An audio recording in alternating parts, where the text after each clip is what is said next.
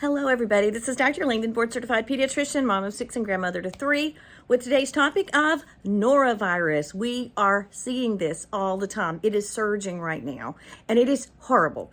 It is one of the worst stomach viruses, and it's often characterized even by more vomiting than other forms of acute gastroenteritis. Also, of course, just watery diarrhea. It shouldn't be bloody. The emesis should not be bilious, meaning green, or bloody. Now, a lot of people like to say that they were vomiting bile, and they mean the yellow stuff in their stomach. True bile is green, not just yellow. And with norovirus, you can have a fever around 50% of the time. Also, you can feel achy and crummy with muscle aches and joint aches.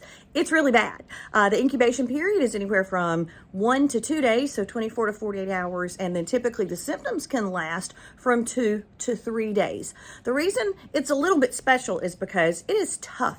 It is resistant to the use of hand sanitizer, which I do all the time. I love hand sand, recommend it.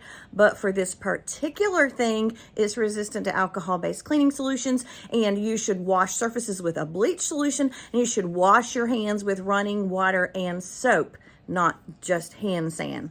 So, definitely good hand hygiene is important. The other reason it's a little bit famous is it only takes a few viral particles, less than 100, to transmit the infection. Just like all acute gastroenteritis, it is usually spread by fecal oral. And remember, even though that seems impossible, it is not. If your child did a poor job with their own hygiene, wiping their own bottom, and touched a doorknob, and you touched the doorknob and then had a snack, you got it, man. It is so easy to pass it on. It could also be spread by droplets from vomitus. I know that's disgusting.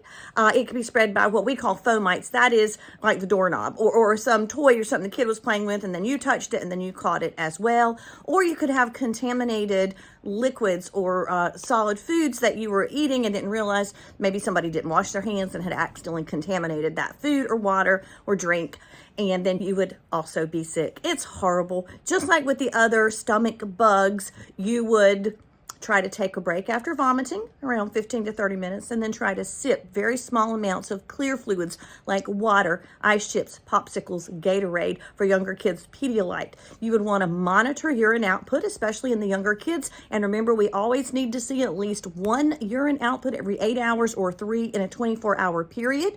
You can treat fever if the fever is making the child uncomfortable. We would treat with Tylenol in this case, because ibuprofen is very tough on an empty or already irritated stomach. So definitely Tylenol for this scenario. And then for the younger kids who are still in diapers, you may need a lot of extra diaper care, like a zinc oxide barrier ointment on their bottom, because it could get very sore from all the frequent wiping and diaper changes from all the runny and watery stools. So careful hand washing, bleach solutions, careful, slow rehydration, monitoring for dehydration, and just stay at home until you're feeling better, because nobody wants norovirus. Stay safe out there, guys.